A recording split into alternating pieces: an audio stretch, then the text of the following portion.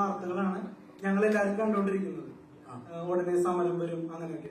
അപ്പൊ അത്തരത്തിലൊരു സാഹചര്യത്തിലാണ് കുത്തൊഴുക്ക് പോലെ ധ്യാൻ ചേട്ടന്റെ പടങ്ങൾ വരുന്നത്. അല്ലല്ല, ചോദ്യം അതെ. അപ്പൊ ഞാൻ പറയുന്നത് ധ്യാൻ ചേട്ടന്റെ കഴിഞ്ഞ ദിവസത്തെ ഒരു റീല് കണ്ടായിരുന്നു. അതില് ധ്യാൻ ചേട്ടൻ തന്നെ ധ്യാൻ ചേട്ടനെ പടക്കം സ്റ്റാർ എന്നാണ് വിശേഷിപ്പിക്കുന്നത്.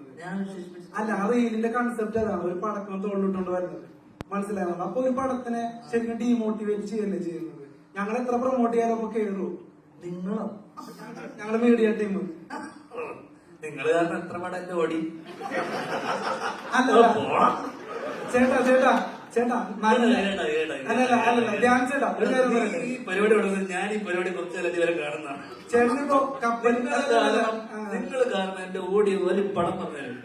എനിക്ക് പറഞ്ഞു എന്റെ കൊള്ളാമത്തെ ഒരു പടം നിങ്ങൾ കാരണം നീ കാരണം ഓടിച്ചു പടം നല്ലൊരു തിരക്കഥയുള്ള പടം ഓടിയിട്ടുണ്ട്. നല്ലൊരു തിരക്കഥയുള്ള പടം ഓടിയിട്ടുണ്ട്. ചേട്ടൻ ഏത് നല്ല തിരക്കഥ എഴുതിയിട്ടുണ്ട്. പൊട്ടിയ പടം പറ, പൊട്ടിയ പടം പറ. അതെവിടെ നീ തോറ്റു പോയില്ല. ഇല്ലില്ല, തോറ്റുപോലെ ചേട്ടാ. ചേട്ടാ കപ്പൽ മുതലാളി ഇപ്പൊ 21 ഗ്രാംസ് പറഞ്ഞു. അല്ലല്ല, കപ്പൽ മുതലാളി ഞാൻ പറയട്ടെ. നിങ്ങളുടെ വിഷയത്തിന് ഞങ്ങളെ അല്ലല്ല, ചോദ്യം ഫിനിഷ് ചെയ്തോട്ടെ. ചോദ്യം ഫിനിഷ് ചെയ്തോട്ടെ. അതായത് കപ്പൽ മുതലാളി താരതമ്യേന നല്ല പടമാണ്. ഞാൻ നിനക്ക് ഇഷ്ടമാണ് നിന്റെ ഇഷ്ടം, എനിക്കിഷ്ടമില്ല പടം. പക്ഷെ 21 ഗ്രാംസ് താരതമ്യേന നല്ല പടം. ബോക്സ് ഓഫീസ് ഹിറ്റ് ആണെന്നല്ല പറയുന്നത്. കപ്പൽ മുതലാളി ബോക്സ് ഓഫീസ് ഹിറ്റ് അല്ല. പക്ഷെ ഞാൻ പറഞ്ഞു വന്നത് അത് ഭയങ്കരമായിട്ട് കളിയല്ല.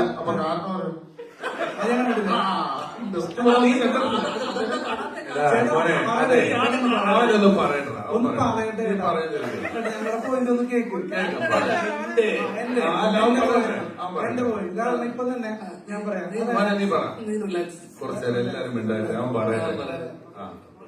അപ്പോ ഞാൻ പറഞ്ഞു വരുന്നത് നല്ലൊരു തിരക്കഥയുള്ള സിനിമകളൊന്നും പൊട്ടിയിട്ടില്ല. പ്രൊമോഷൻ ഇല്ലാതെ തന്നെ ജയിച്ചിട്ടുണ്ട്. ഞങ്ങളിപ്പോ വരാത്ത പടങ്ങൾ ഒരുപാട് ജയിച്ച് ഞങ്ങൾ കണ്ടിട്ടുണ്ട്. മനസ്സിലാകുന്നുണ്ടോ? പിന്നെ എന്റെ ഒരു അഭിപ്രായം, മലയാള സിനിമയുടെ ഒരു പ്രേക്ഷകൻ എന്നുള്ള നിലയിൽ പറയാം, ഏറ്റവും വലിയ പ്രതിസന്ധി ഈ പറയുന്ന പോലെ ഒരു കണക്കില്ലാണ്ട് ചൂടപ്പം പോലെ ഇറങ്ങുന്ന സിനിമകളാണ്. അത് നിങ്ങള് പ്രൊഡ്യൂസർമാര് ഫുൾ സ്ക്രിപ്റ്റ് വായിച്ചു നോക്കിയിട്ട് പടങ്ങൾ ഇനി മുതൽ സെലക്ട് ചെയ്യണം എന്നാണ് എന്റെ അഭിപ്രായം ആസ് എ പ്രേക്ഷകൻ. മനസ്സിലാവുന്നുണ്ടോ? അങ്ങനെയാണെങ്കിൽ പടത്തിന്റെ ഹിറ്റ് ആ ഒരു നിരക്കിലൊക്കെ ഒരുപാട് മാറ്റം വരും.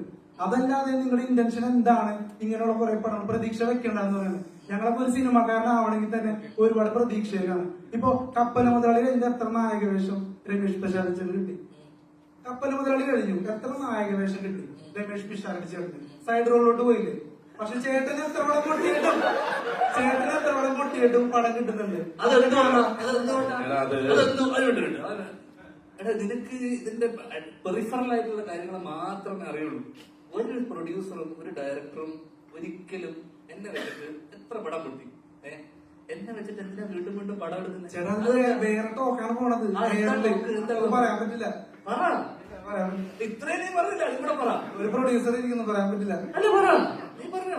അതായത് ചേട്ടന്റെ കമൽസില് വരുന്നത് കള്ളപ്പണം വെളുപ്പിക്കൽ സ്റ്റാർ എന്നൊക്കെയാണ്. ആയിക്കോട്ടെ, അതുകൊണ്ട് അവർക്ക് ഗുണമുണ്ടാകുന്നത് ഞാനല്ലോ വെളുപ്പിക്കുന്നത്. എനിക്ക് അക്കൗണ്ടിലാണ് ഇതൊന്നും കാണാം. അതുകൊണ്ട് എനിക്കെന്താണ് ഗുണം? ആ രീതിയിൽ അവർക്ക് ഗുണം ഉണ്ടാകുന്നുണ്ടോ? അപ്പൊ എന്റെ പടം ഏതോ നഷ്ടമായിട്ടില്ലേ? എല്ലാരും വെളുപ്പിച്ചില്ലേ?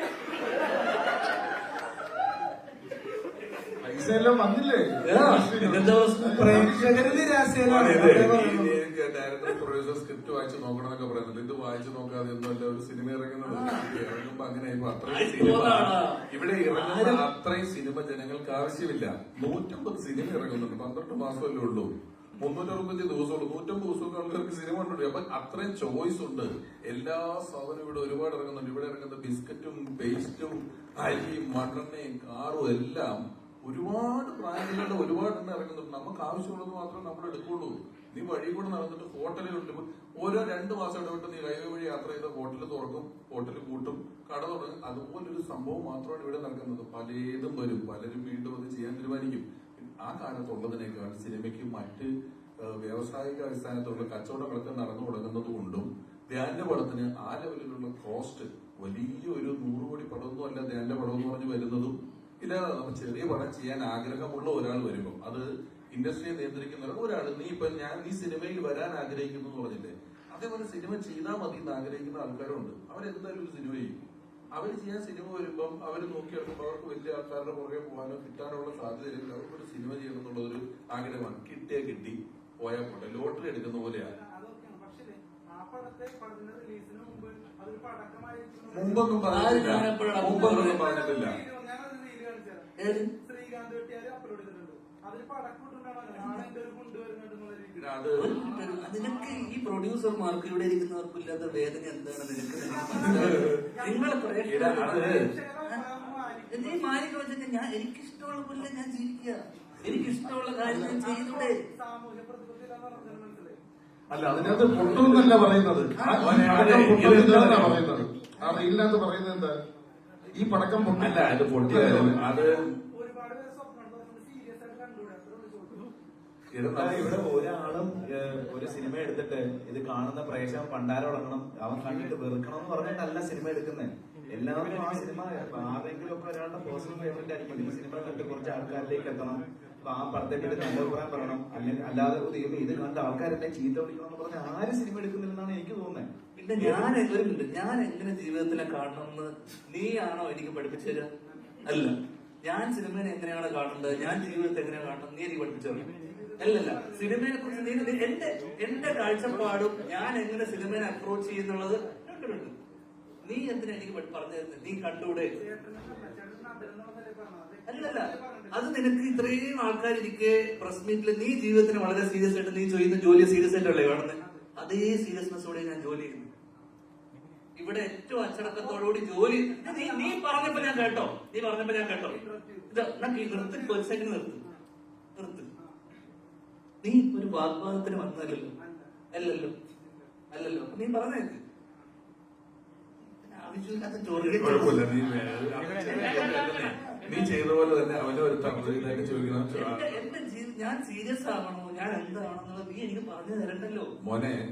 ഒരു സെക്കൻഡ്, അത് സീരിയസ് ആയിട്ടൊക്കെ എടുക്കുന്നുണ്ട്. സിനിമ പൊളിയുന്നു, ഈ പൊളിഞ്ഞു എന്നുള്ള കാര്യം മനസ്സിലാക്കുന്നുണ്ട്.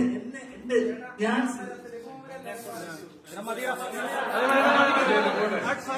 മോനെ സമരത്തിലേക്ക് പോകണമെന്ന് ഞങ്ങളല്ല. ഞാൻ ചേട്ടാ ഒരു ക്വസ്റ്റ്യൻ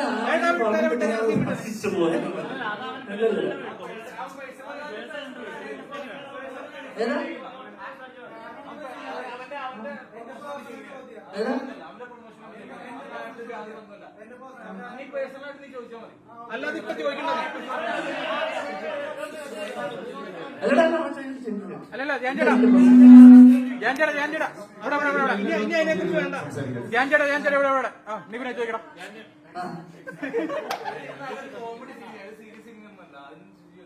പിന്നെ ആ റീൽ ഉൾപ്പെടെ കോമഡി ആയിട്ട് ഇതൊരിക്കലും നമ്മള് ഈ പറയുന്ന ഇത്രയും ആൾക്കാർ നീ ഇപ്പൊ ആലോചിച്ച് നോക്ക്. ഞാൻ സീരിയസ് ആയിട്ട് അത് വളരെ പേഴ്സണൽ ആണ് നീ ചോദിച്ച കാര്യം. ഞാൻ ചോദിച്ച അത് നിനക്ക് എന്റെ അടുത്ത് ഈ ഒരു പടത്തിന് ഞാൻ പ്രൊമോട്ട് ചെയ്യാൻ നിൽക്കുന്ന ഒരു സ്ഥലത്ത് ഇത്രയും ആൾക്കാർ ഇരിക്കുന്ന സ്ഥലത്ത് ഒരു മിനിറ്റ് സഹോദരൻ. അപ്പൊ ഞാൻ പറയല്ലേ, നീ അത് കേക്ക്. നീ ഒരു ചോദ്യം ചോദിച്ചില്ലേ, നിങ്ങൾക്ക് കുറച്ചുകൂടെ സീരിയസ് ആയി കണ്ടോ? അത് ഞാൻ മറുപടി പറഞ്ഞിട്ടെ. ഞാൻ എങ്ങനെ ജീവിതത്തിനെ കാണണം, ഞാൻ എങ്ങനെ സിനിമയെ അപ്രോച്ച് ചെയ്യണം എന്നുള്ളത് നീ എനിക്ക് ദയവ് ചെയ്ത് പറഞ്ഞു തരുന്നു. നിന്നെ ഒരിക്കലും നീ ഞാൻ ചേട്ടാ അതെവിടെ ഇവിടെ ഞാൻ പിന്നെ ചോദിക്കണം. ഞാൻ ചേട്ടാ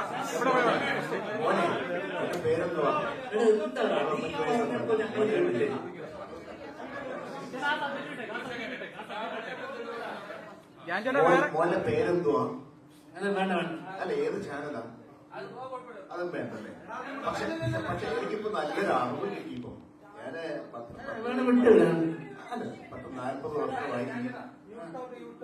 ഓക്കെ, അത് അഡ്വർടൈസ്മെന്റ് ആയല്ലോ ഇപ്പൊ.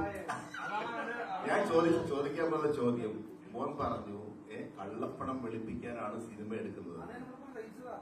അല്ല,